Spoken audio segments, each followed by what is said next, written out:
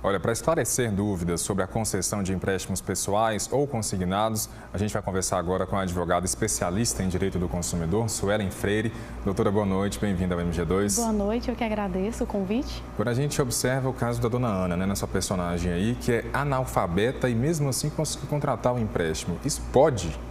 No caso do analfabeto, Tiago, existe uma peculiaridade. O analfabeto ele só pode contratar mediante um procurador constituído em cartório.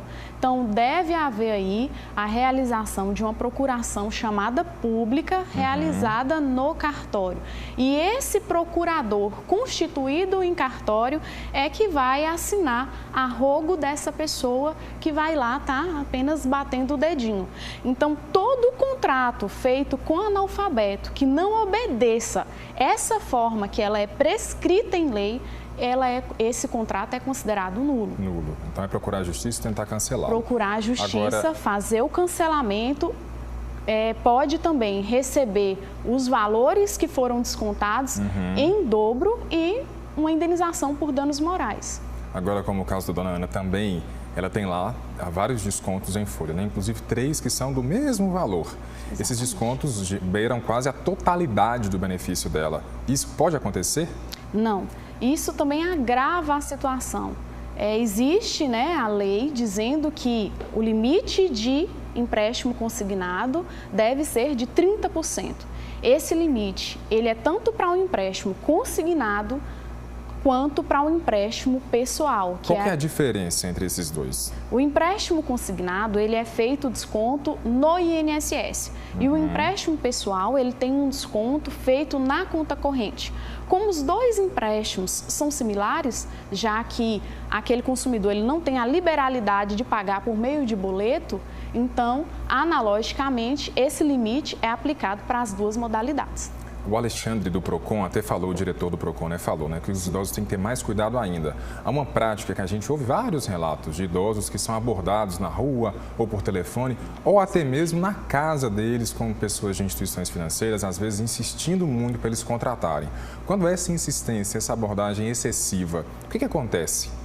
Nesse caso, há um aliciamento ilícito, né, dos idosos. A gente vê, infelizmente, uma prática muito comum, onde instituições financeiras, através de correspondentes, vão às casas, né, insistindo de maneira excessiva, inclusive invadindo a privacidade daquele idoso, né, muitas vezes. Então, nesse caso, realmente a orientação é procurar o Procon, procurar um advogado de confiança, a Defensoria Pública e, em caso de necessidade de fazer um empréstimo, que esse empréstimo seja realizado junto à instituição financeira, junto ao banco, porque naquela instituição você vai ter aquele suporte para saber, conversar com o gerente, qualquer probleminha, você vai ter a quem recorrer. Evitar, né, realmente estar fazendo esse tipo de contrato, que é um contrato muito agressivo, porque ele é descontado na pensão, na aposentadoria, que é uma parcela alimentar, né? Então, evitar realmente de fazer esse tipo de contrato com pessoas desconhecidas que não sejam da confiança do aposentado e do pensionista. Agora uma coisa, quando é que o empréstimo é considerado indevido?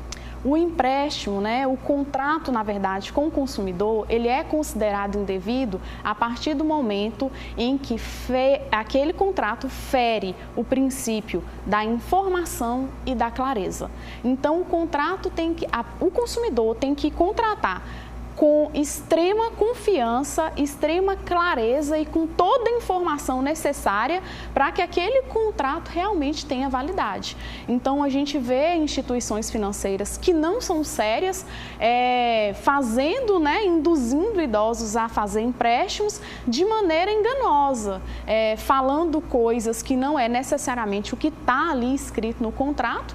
E isso se agrava novamente no caso das pessoas que não são alfabetizadas. Se a pessoa não tem leitura, como que o banco vai fazer um contrato? Como que aquela pessoa vai ter consciência daquilo que ela está contratando? Então, isso fere totalmente os princípios do direito do consumidor. Doutora, para a gente encerrar, então, qual que é o alerta que a senhora deixa, então, para os idosos que estão assistindo a gente agora, para não cair num golpe ou não fazer um empréstimo indevido, hein? O alerta que eu faço, principalmente, o primeiro alerta é: você tem direito de recorrer ao judiciário em situações. Muitas pessoas ficam acuadas, com medo do banco, achando que vão perder a aposentadoria, que vão perder o benefício e não levam isso à justiça. Então, vocês têm direito a levar essa situação à justiça, levar essa situação ao PROCON e também, em caso de contratação de empréstimo, faça com uma instituição financeira séria, de preferência dentro de uma agência bancária. Porque caso aconteça algum tipo de problema, você vai ter uma pessoa, né, a quem recorrer, um gerente do banco, para poder estar recorrendo. Ok, muito obrigado, viu, pelos esclarecimentos muito importantes. Agradeço. Até a próxima.